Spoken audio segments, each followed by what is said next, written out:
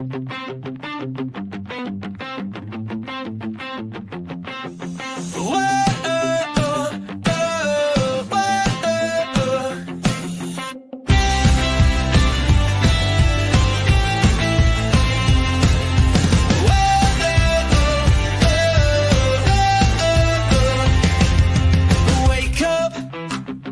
platform, it's time to start the day. Discover all the value you already own. Don't let solutions slip away.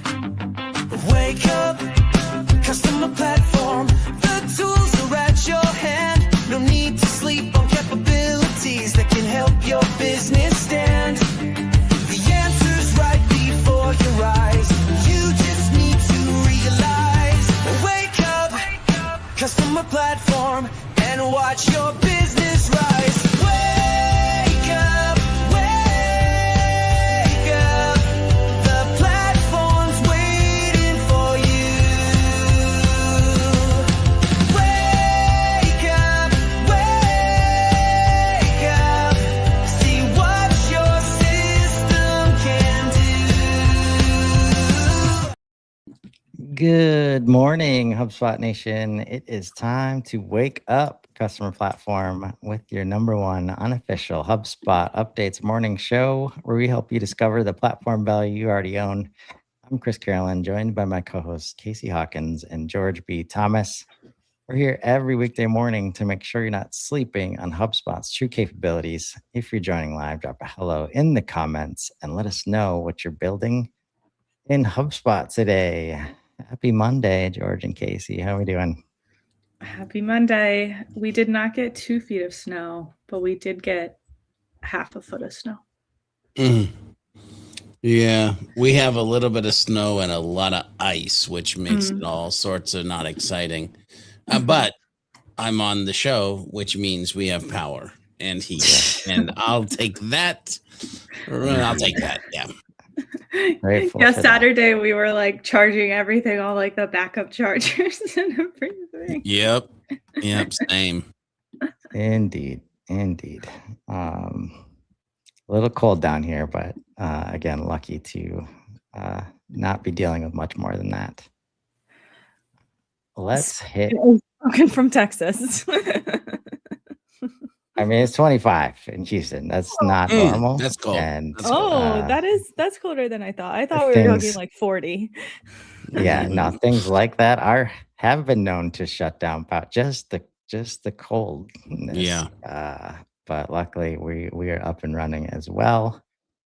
As is HubSpot and their continued updates. Before we dive in, be sure to check out the admin hug tomorrow. Goodbye data gaps. That sounds like it should be a song. Right? It may be by the end of today. Maggie Mursky talking about all the recent updates to make HubSpot's data model more consistent. And if I could add on the end there, more consistent with what businesses actually need. Very cool.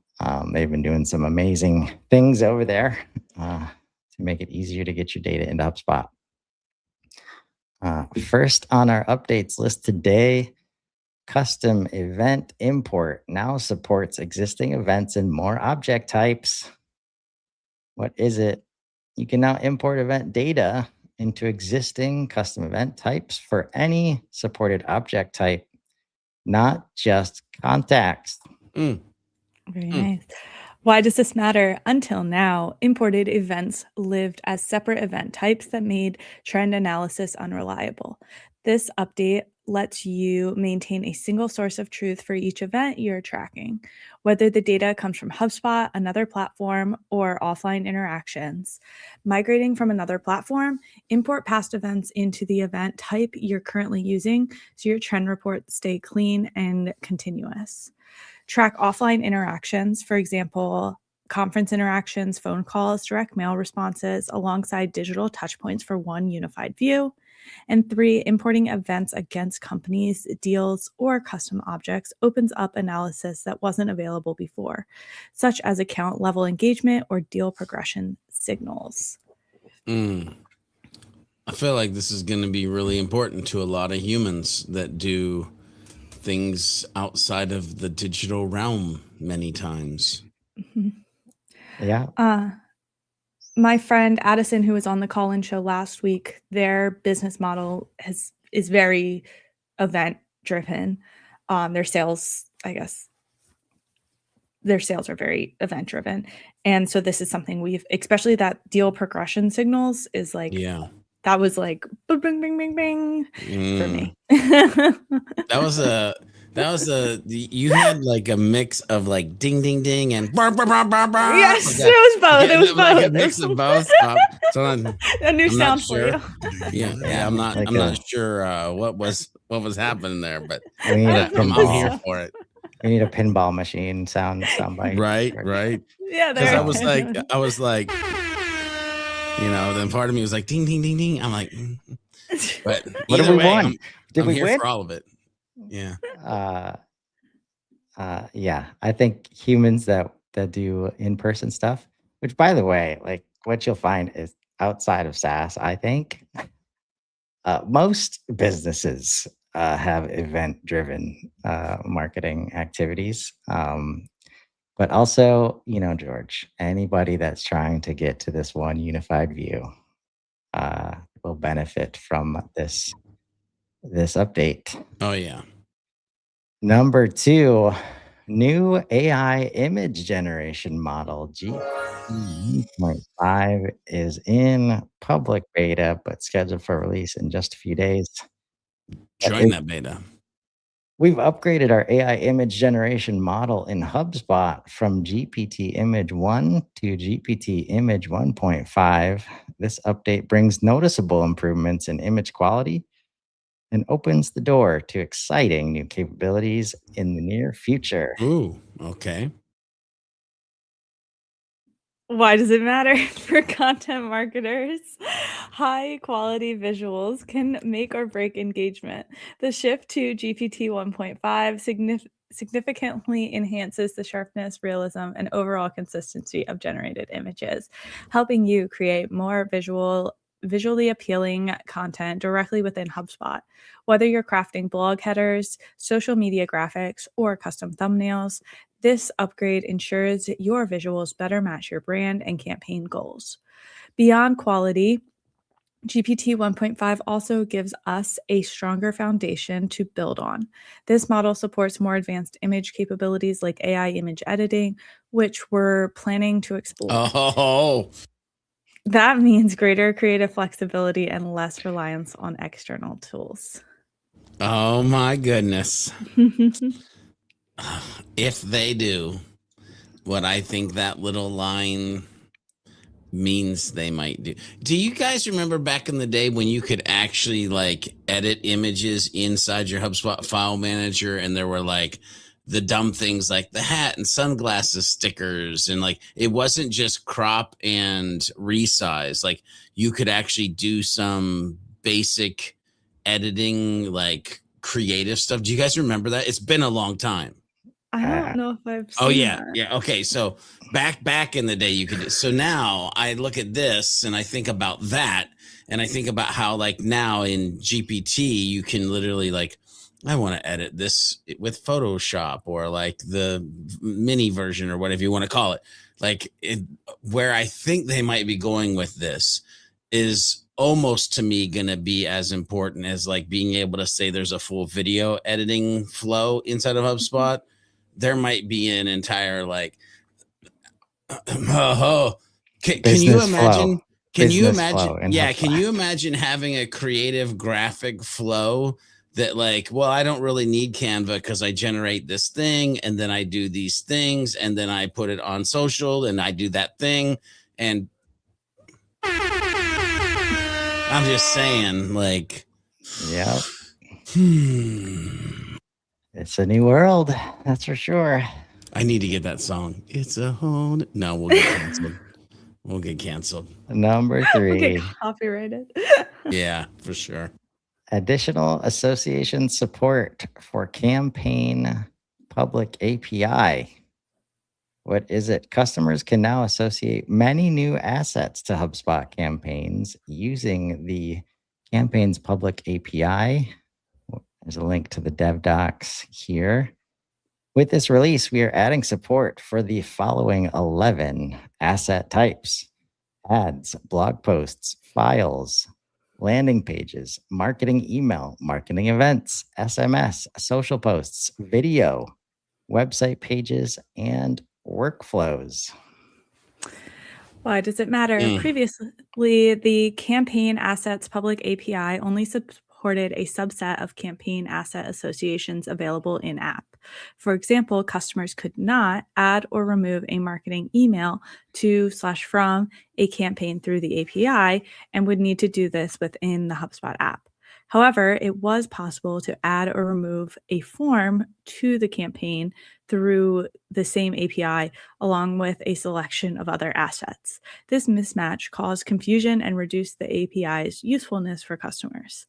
Now the association's public API supports all the most important marketing assets customers want to tie to campaigns, making it simple to manage a campaign programmatically and mirroring the in-app functionality. Note, up to now, the Campaign Association endpoint supported the following asset types: calls, case studies, CTAs, external website pages, feedback surveys, forms, knowledge base articles, lists, meetings, playbooks, podcasts, sales documents, sales emails, sequences. That's a random list. 25 assets now, George. Asset types can be associated with the campaign. So, and you're going to ask for 26 here. No. Actually, my brain is going in a whole different direction because I want to test this. I'm curious how many of these you can associate via API and how many of these you can create via API. Because wouldn't it be interesting if we were in a world where we could say, hey, chat assistant of choice, I want to create this campaign. Here are the 26 assets that we're going to want to work on. By the way, can you please help me create any of these that you can create in HubSpot, hopefully in the future, all of them, and associate them to this campaign so that we can then take it and run the next mile with it. Oh, man. Please tell me that's the world we're heading into. Full instructions can be found in the HubSpot developer documentation. It looks like the world. Yeah. Very cool. Like, go check out those docs, people. So if you're not a nerd and you're watching this or listening to this, if you're not a nerd, quit saying you're not a nerd, become a nerd and go look at developer docs, and especially look at developer docs with your AI assistant so they can break it down for you in simple ways. Yeah, just tell Cloud Code to go look at those docs. Baby steps, Chris. Baby steps. Yeah. Branded email templates, something you might want to associate to your campaigns. Before, but okay. What is it? The ability to apply your company's brand guidelines, such as logos and colors. Yep, those are still important, people. To HubSpot's default marketing email templates, making it easier and faster to send on-brand emails. Why does it matter? Prior to this update, your options were to use generic templates that don't represent your brand or invest hours customizing every element to match your brand guidelines. With branded templates, you can now quickly create professional emails that match your brand identity. No manual customizations needed. Simply add your brand kit to any HubSpot template and start sending on-brand emails in minutes. This is... we've seen it before. It is very nice, though. I use this a lot in Canva. I have a couple different brands set up, and it's really nice to be able to just select a template and then just apply my brand, and then all the colors and the fonts are really nice. So I remember when I first did that in Canva, thinking, I wish I could do this in HubSpot, and here I am. And here you are. Yeah. You know what would be nice too is if you had a portal that had multiple brands.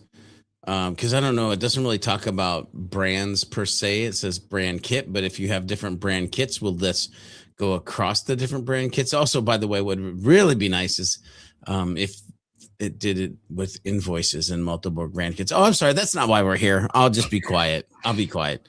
It Moving does on. look like, click that second image. Yeah, that one. Thanks. In theory, it looks like if you had multiple brand kits, they would all be there. Maybe show up in that It's how it drop looks. down. Yeah. I mean, it's a Yeah. drop down. It's not like a.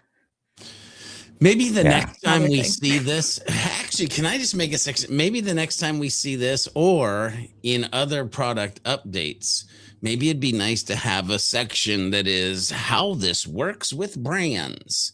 And like, because that would be a valuable piece of information for anybody who has portals with multiple brands. I'm just saying. Could Again, be.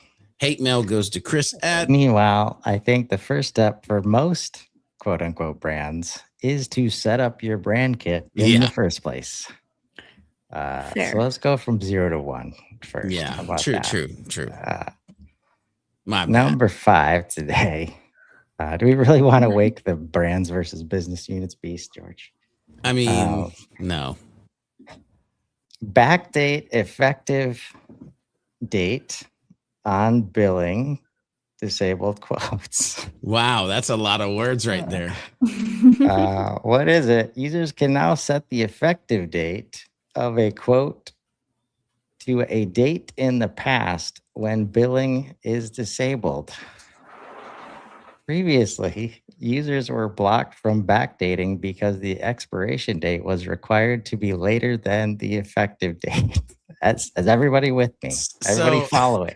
Anybody I am else fully like lost. what? I'm like, what? Well, first of all, my first brain goes, what? And then my second part of my brain goes, why? Anyway, I'm sure there's a good reason. Casey, why does this matter? This update allows users to reflect the actual start date of services that have already been provided while still sending a quote and collecting agreement. So I think it just means like, I don't know. People Well, like me. Let's get some help here. How does it work? On quotes where billing is disabled, users can set the effective date to a past date. The expiration date no longer has to be later than the effective date. The buyer can still sign the quote at any time before the expiration date. To change the effective date, click on the summary section. Change the effective dropdown to a custom date and select a date in the past. Is this like, so I don't okay, so, and I'm usually not I usually don't have a hard time with my words. Is this because somebody historically like started doing work but didn't get a quote signed and now they need to get a quote signed? Or is it because there's like people who want to see the original quote but you can't find the original quote, so then you're like recreating the quote, and so therefore like you're putting the effective date of when you actually started the work versus like how typically I like make sure there's a quote signed before we actually start even doing it? Like, is that what we're talking about here, or am I completely off? I thought it was like the first one that you said, but it could also be the second example. Yep. All I know is they are building this concept of effective date into the system. Yeah, I guess we're learning how that works. I wish we could roll time. over the eye. I wish we could roll over the eye in a screenshot and it actually worked, because that would have been fantastic right now. Last on the list today, new preview experience and customization in account cleanup. What is it? The account cleanup tool now has enhanced visibility and customization for managing unused assets. Why does this matter? This update addresses key challenges for admins managing accounts with a large amount of assets. You can now see exactly how many and which assets will be affected before enabling cleanup, allowing you to make faster, more informed decisions. Customizable cleanup periods now extend to 3 years. This helps you tailor the policy to your specific needs. Have you guys, this feature is available for enterprise customers. Curious if anybody's leveraging this yet.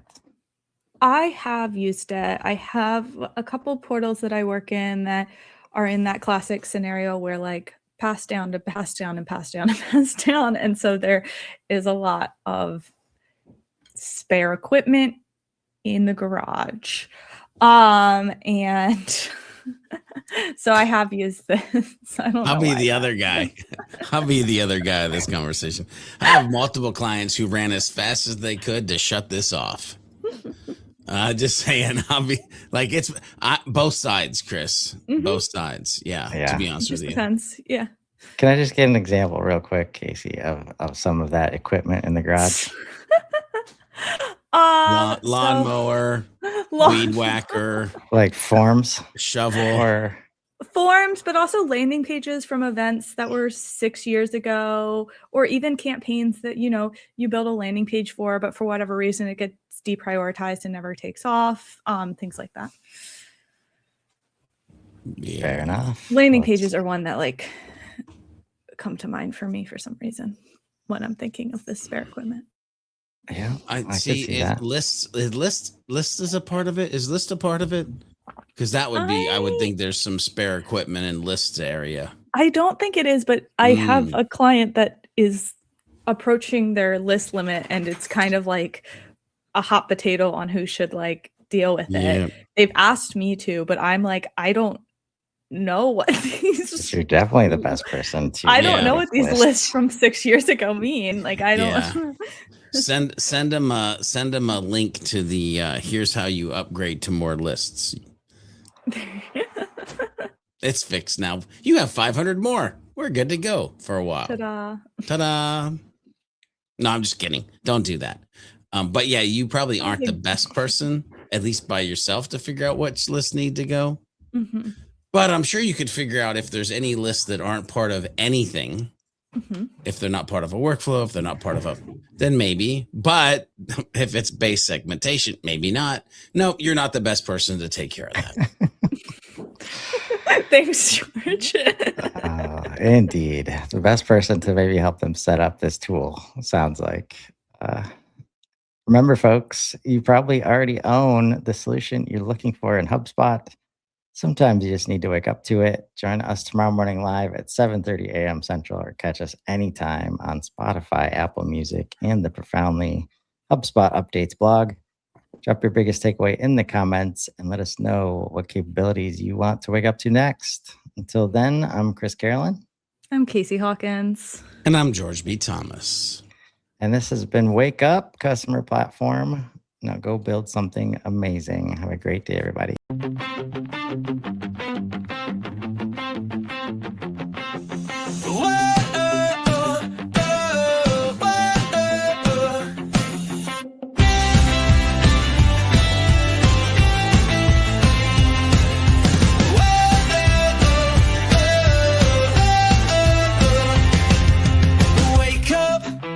Customer platform, it's time to start the day. Discover all the value you already own. Don't let solutions slip away.